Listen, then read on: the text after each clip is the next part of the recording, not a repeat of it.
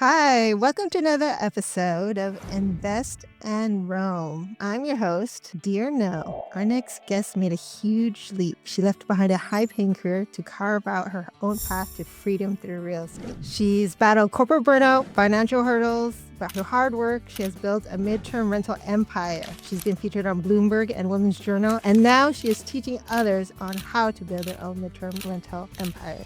Vivian Yip, welcome. Thank you so much. That was a very lovely introduction, making me blush. How are you? What's new? What's going on? Well, it's early on in 2025, so we have the whole year to look forward to. I've just been doing a lot of reflection on 2024, figuring out ways to adjust and pivot and make 2025 even more spectacular. Awesome. Yeah, it's a good time to reflect at the beginning of the year. I'm going to ask you some more about that in a second. But I just wanted to mention when I first mentioned this show to you, your reply was really great. And I really love what you said. My new show, will you be on it? It's called Invest in Room. And you said, that's perfect. That is exactly what I want to do for the rest of my life. And my biggest why for quitting my job was never to ask for another day off. True statement. I love that so much. And actually, since you messaged me last time, I just booked a trip to Hong Kong for 2 weeks to go see my parents. It's truly in alignment with what I want with investing in real estate and not having to ask for time off. Hong Kong has really awesome food, though, when I went to visit. Well, I lived there when I was a teenager. I mean, I used to know Hong Kong like the back of my hand. I was 16 years old. I came home from school. I was living in Vancouver, Canada at the time. And my parents were like, okay, go pack your bags. We're going to Hong Kong. And I was like, oh, how long are we going to go for? Because I'd never left the country except for going to the US. And they said, we're moving there.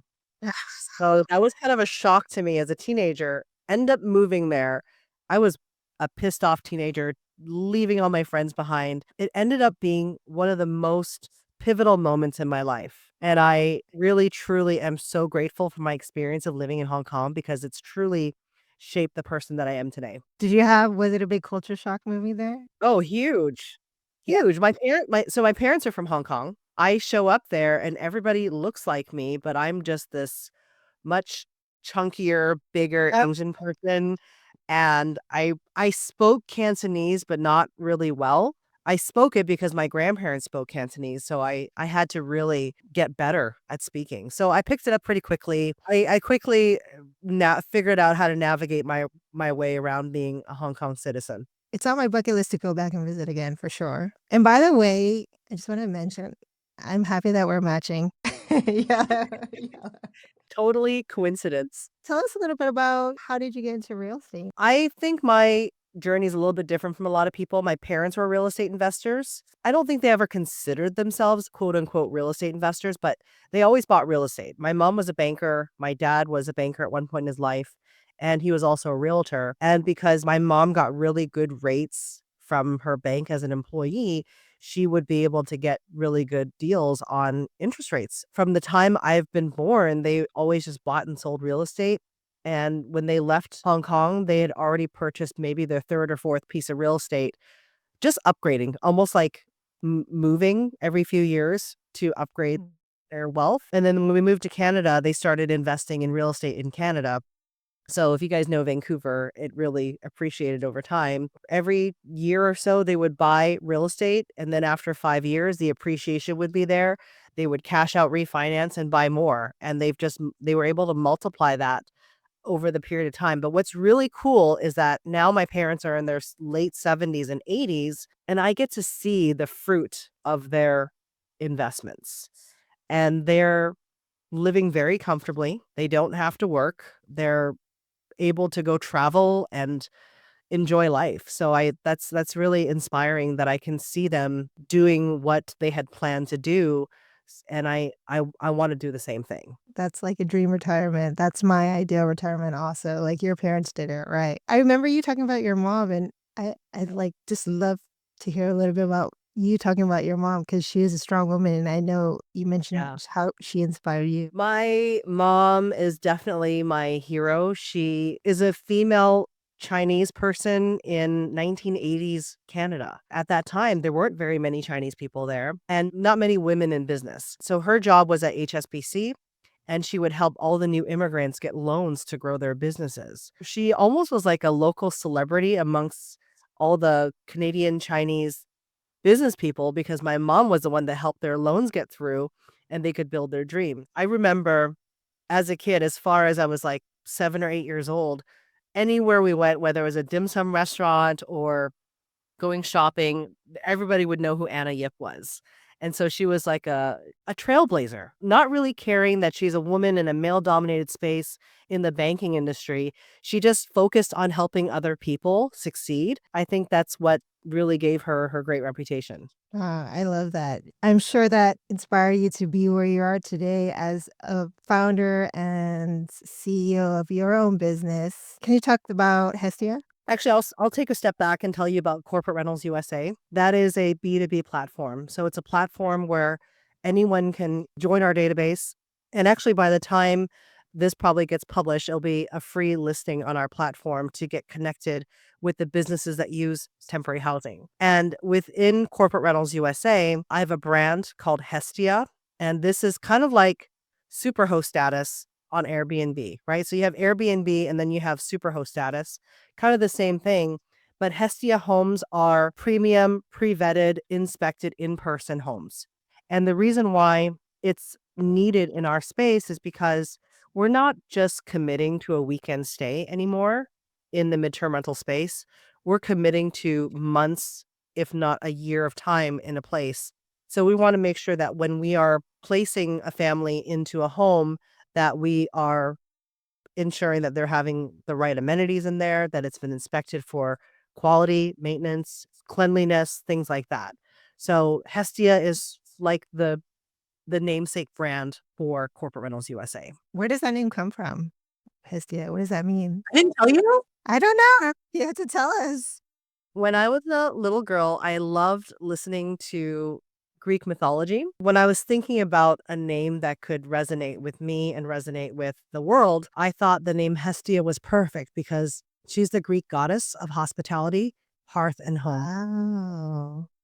Yeah. Amazing. If you've seen my logo, there's a lotus that sits on top of the word Hestia, and that was designed to be like a crown for this goddess.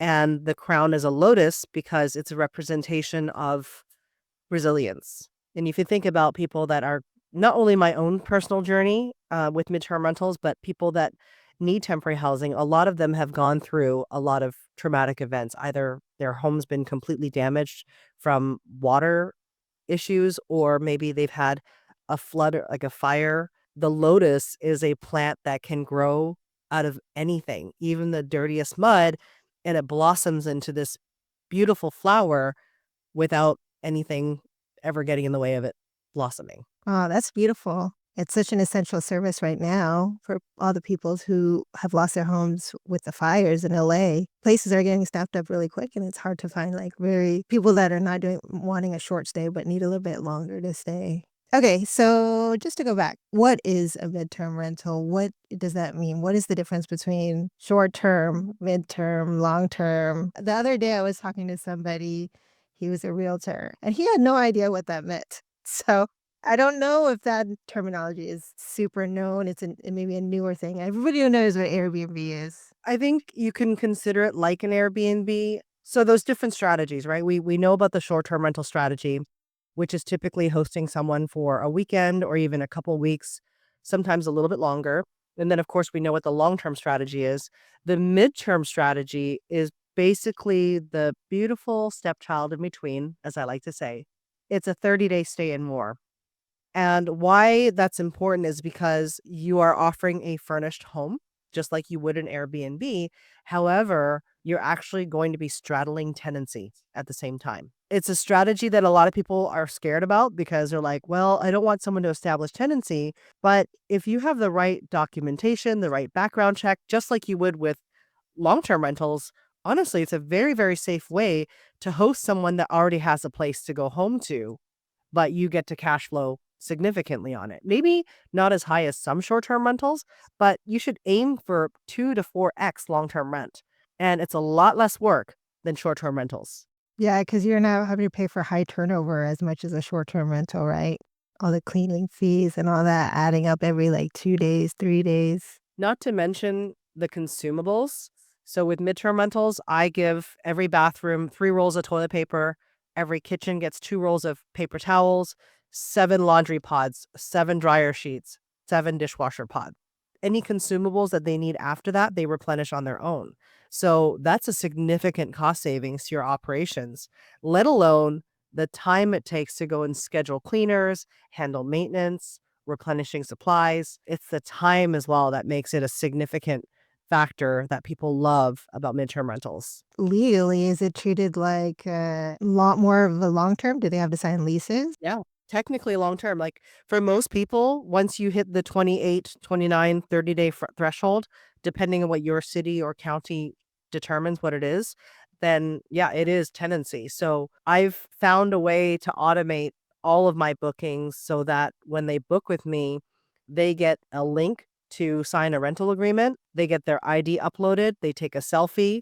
They give me a credit card deposit for hold. And then I have an additional screening that checks for credit card fraud. I found an easy way to accept bookings with ease with minimal risk. So it automatically does like background checks? So we're not doing a full background check on Airbnb. I would say that's not a full background check, but honestly, the strategies we put in place, to me, it's pretty safe because the language in our renters agreement protects the landlord or protects the owner. One of the things that we have in our rental agreement is that when they sign, it says that they declare when signing this document that they do have a primary residence and that their intention of using the space is for transient purposes only or temporary housing, and that they don't have any intention for a long-term stay. So that in itself makes it pretty safe because if you ever have to call the police officer and have them taken out, they can say, well, this is a tenancy. And you can say, actually not, because they've made this declaration to me. And at that point, they can say, oh, well, then it's criminal trespassing. And then they can Mhm. come and take them out. That could happen in Texas. I've actually had to call the police before when someone was still trying to negotiate an extension with us and refused to leave. So I did call the local police department, and he originally told me it's a civilian issue. And I said, wait a second, I have this document. And he said, okay, we can be right there. Wow, that's Yeah. amazing. I feel like that wouldn't happen in California.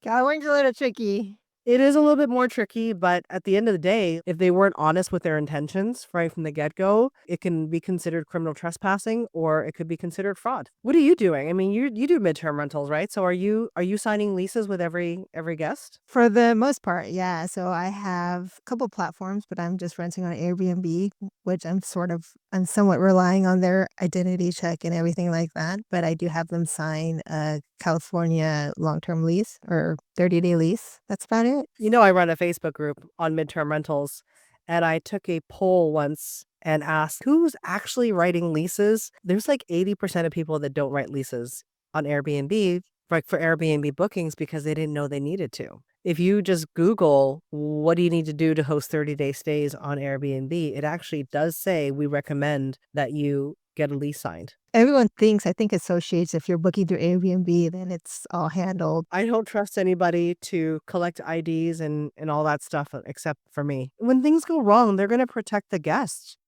They're going to protect the guest ID and everything. And if you had to press criminal charges, you can't because you don't know, they won't release that information to you. So I'd rather have that information. I get their billing address, I get their ID, I get their government issued ID that has their home address and their credit card, which matches all three and then matches it to the reservation. So if I have all that information, I'm pretty comfortable hosting just about anybody. Yeah, because I think a lot of people don't know that. It's scary.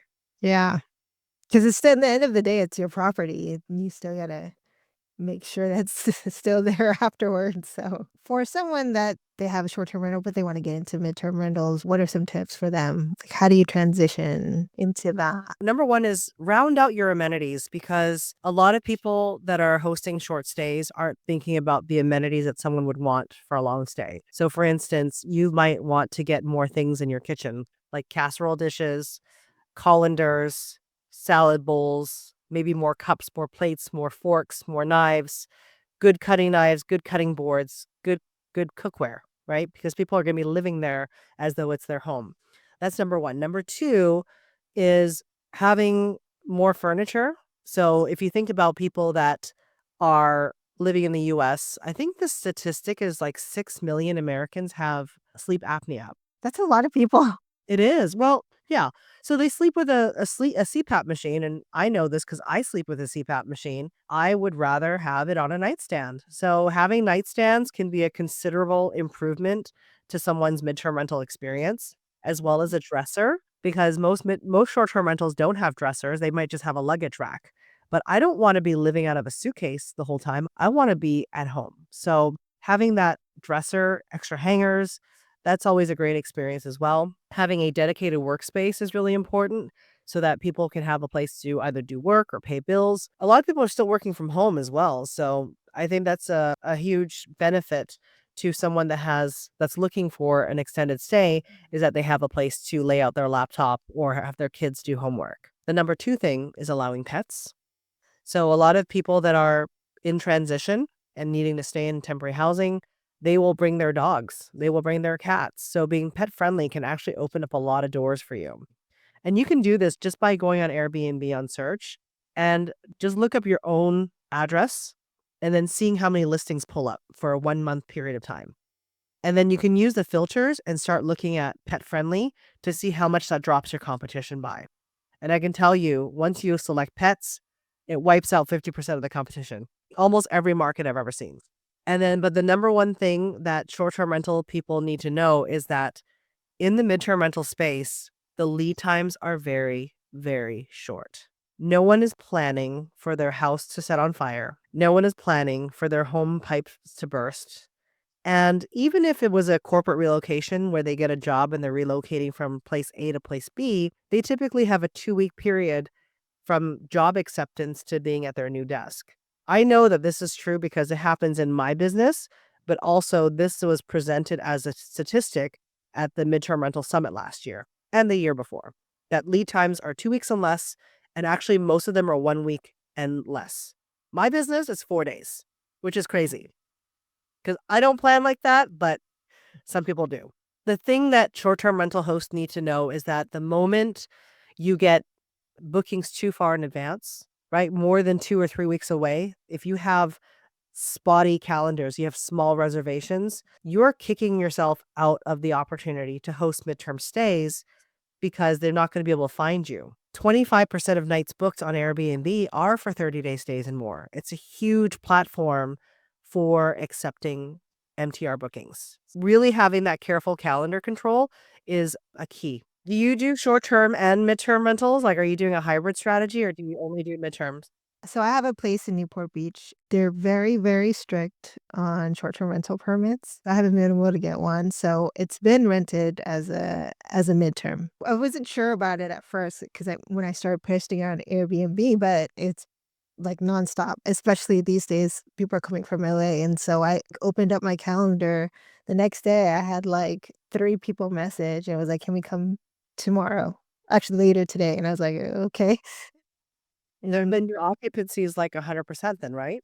It's pretty good, except for the time when I did do what you just mentioned, and I forgot to fix my calendar, and they couldn't book it for 30 days. But Oh. other than that, yes. Yeah, it's been pretty booked. So let me ask you then, what are you making monthly compared to long-term rent? I don't know actually what it would rent for as long-term rent, but I'm renting it for 5,000 a month. There come or go, come and take, depending on the season. Summer is a little bit more because it's pretty close to the beach, pretty much at the Mhm. beach. Yeah, long-term would probably be less than that, so I love that because ever since I discovered it over 5 years ago, it's like the secret to cash flow.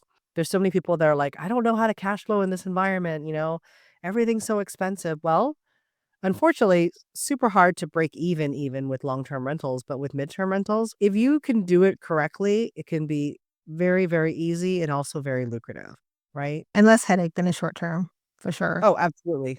Absolutely. I kinda cringe when I have short-term rentals now, like, 'cause I mean, I still host short-term stays, but I prioritize the midterm rental strategy. I kinda cringe when I get messages from people because like, "I don't wanna hear from you. I want my midterm rental guests, but they're so easy." Okay, so when I messaged you about the show, I had just got back from Oaxaca, Mexico, Yeah. and you said, "Let's talk tacos." So, because I know You and I are both foodies. Total foodies. So I went to Mexico City 2 years ago and I booked an Airbnb experience where I could ride on bicycles and basically eat at every taco stand, whether it was fancy or out of a basket or on a street stand. And I thought it was a great experience. Did you have anything like that in Oaxaca? I'm dying to go to Oaxaca. I cannot wait. Oaxaca is such a good food city. Not as many tacos as you. So they have something else. They have, I might butcher the way I'm saying this, but tlayudas, like Tlayudas. So that's their thing. And it's kind of like an open face pizza taco. I don't know if I Is it yeah. kind of like a sope? But bigger, like Okay. it's bigger. You know, I didn't love mole so much until I went to Oaxaca, and now I'm like, I love mole so much. It's so, so good there. You have to have it. Yeah, we got a chance to visit a palenque, so where they make it. I highly recommend that experience. If you know anything about mezcal, you know, there's artisanal and there's all these different kinds. The one we went to is like ancestral. So Isn't there like a special way for consuming mezcal? Because I was in Isla Mujeres a few years back, just before the pandemic, and we showed up at a mezcal bar. And I remember there was a specific way you're supposed to consume it, but for some reason I cannot remember how it was done. to really enjoy it, they told me it's not to be mixed in a cocktail, even though it is tasty in a cocktail, like Mhm. mezcalita or something. I hope I'm saying that right. But you have to just drink it straight. But what's interesting is the mezcal tasting, you know, usually if you've gone to any other kind of tastings, they'll give you like 3, 4 tastes. She rolled out with like a 20 and try the whole thing. And but halfway through, I looked at my husband. I was like, mm, cut cut off. Done. Wow. But what's also interesting about Oaxaca is chapulines. You know what that is? Mm-mm. It's on every menu, on the drink menu list, on dinner menu, snackies, Mhm. grasshoppers. Oh, okay. Good source of protein. Yeah. I don't have problems eating bugs. In fact, I ate a cockroach in Mexico City. Wow. It was a big one too. It was like at least an inch and a half. Wow. And my friend's like, "Are you crazy? Cockroaches don't even burn in fires." And you ate one? How did they make it? Did you just have it by itself? I had a shot with a mezcal with it at like 10 o'clock in the morning. Was it crunchy? Yeah, it was crunchy. Oh. Yeah. I'm pretty adventurous. I don't nothing really bothers me. I think you've topped the adventure foodie list. Eating the cockroach. So here's the thing, if it's crunchy, I don't think I have a problem with it. If it's gooey, that's different. I think in like Borneo or some parts of like Cambodia, they'll pull out these worms out of tree stumps and stuff like that, and they're wiggly. I think that's where I might draw the line, Ooh, like the yeah. slimy stuff. But if it's crunchy, I usually don't have a problem because I know it's dead, dead. Although I will say that I'm very, very intrigued by the Korean live octopus. That might be on my bucket list to try, although people say stuff like it gets kind of like feel it in your throat kind of thing. And I don't know. I'm not sure how I feel about that. I think it's just a matter of chopping it up so that it doesn't get stuck. Yeah, and chewing it really well. Well, that's so weird because then I just told you I don't like slimy things, but octopus is really slimy. Maybe it's just worms. I think it's just worms. I don't know. I can't wait to like see the world, and maybe when I'm in Hong Kong, I'll hop over to Manila or something like that. You eat some balut? Have you had that? I had balut in Hanoi, but it was not duck or chicken balut. It was quail balut. Oh, But okay. it was really good. It was really good. My husband's Filipino. I've never tried it. You've never been intrigued? You know, I've never really had the opportunity, but I guess if the opportunity presents itself, I might try it. I will present you one next time I see you.